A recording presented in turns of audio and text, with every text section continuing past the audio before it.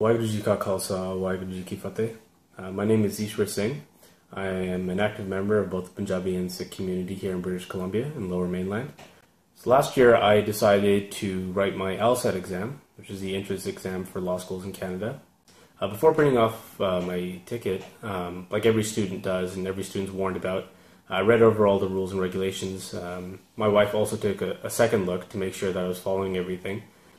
And I guess we were making sure if there was any regulation banning the Kirpan, and there wasn't any clear regulation. So I entered the test center, and I was all calm and collected. My wife was there with me, and I was wearing my Dasar as I normally do, and carrying a small Kirpan that I've always worn. That's in a gatra, which is a strap, and it's always under my shirt. My Kirpan's about 2.5 inches in length, and it's not hidden, but it's not extremely visible, and I just always wear it professionally under my t-shirt, and you can see the end of the Kirpan. I've had no problems wearing my Kirpan ever, especially in any of my university exams, especially writing law exams in the UK. It's never been questioned or even brought up. I was never hassled, or it was never checked or anything like that. I was free to write my exam and never singled out. When I got to the proctors to submit my ticket, and at this point my wife had left, I had my clear bag filled with all the accessible items, everything that I needed that was required, and their eyes were on my Kirpan, and I could feel it, but I was choosing to ignore it. I handed my ticket in, and I was told that I couldn't bring that into the test center, and I knew what they were talking about, and I just calmly said, I believe I can. And I was just told to take a seat, which was at the front of the class, and just wait for their instructions. And one of the proctors goes up to the front of the class, and on her cell phone starts talking that there's a student here that's carrying a knife on him and claims it's for religious purposes. Now, I'm hearing the word knife and religious purposes, so I'm pretty angry about the wording that she's using, but also all the students behind me are hearing that a student's carrying a knife.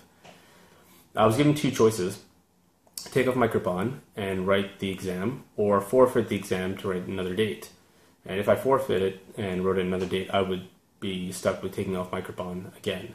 And I spent months preparing for this exam, and I wasn't going to quit. And I'd never experienced this kind of humiliation ever before as a Sikh in my life, especially in a professional setting. So I asked to borrow the proctor's phone because you're not allowed to carry one.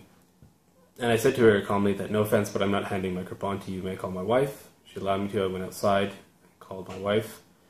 Yeah, I was really shocked when I got the phone call that BC, of all places, where there's a huge Sikh population, that they wouldn't know what a practicing Sikh looks like.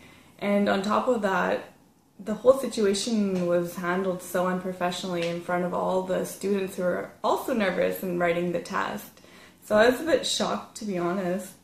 Rules were explained. 3 hours of writing this exam later, and one 15-minute break in between, I was given a violation slip.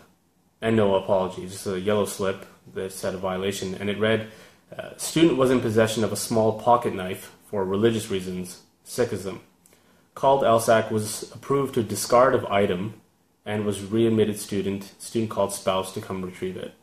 Now this time I'm really upset because the LSAC is going to get this violation slip that I was carrying a knife on me, a weapon on me. And there was no sort of next steps or what you could do. The fact that it was called a pocket knife really bothered me, and it was just upsetting and unprofessional what they did in front of the entire classroom. So within about a day or so, I contacted the World Sikh Organization in Canada. It was directed to Balpreet Singh, who took on my case. Together we're trying to push for an understanding of the Sikh faith for the LSAC proctors, and so that there's awareness of Amritdhari Sikhs and the religious requirements that are understood. The entrance exam for graduate schools are tough to prepare for. I mean, they're tough on families. Everyone knows that. It's high-stress time. Any sort of public humiliation of any kind, it doesn't matter who you are, would completely throw off a student, especially something like this, where you'd spent months, and I never went in thinking, oh, they're going to give me hassle because I'm a Singh. And then all of a sudden this went on for a good 15, 20 minutes in front of everyone, and then I was given a slip saying that I did something wrong, and that it wasn't an acceptable situation.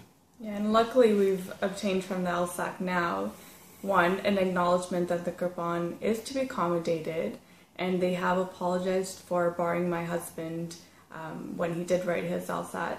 And two, the violation slip has been removed from his file. And three, they have also given him the opportunity to explain the situation in his applications to law schools.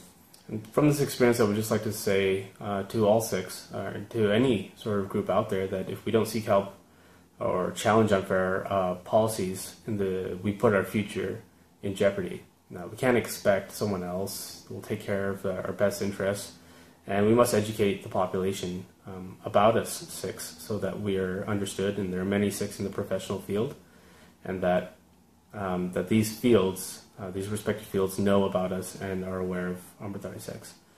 Thank you for your time. Waheguru Ji Ka Khalsa, Waheguru Ji Ki Fateh.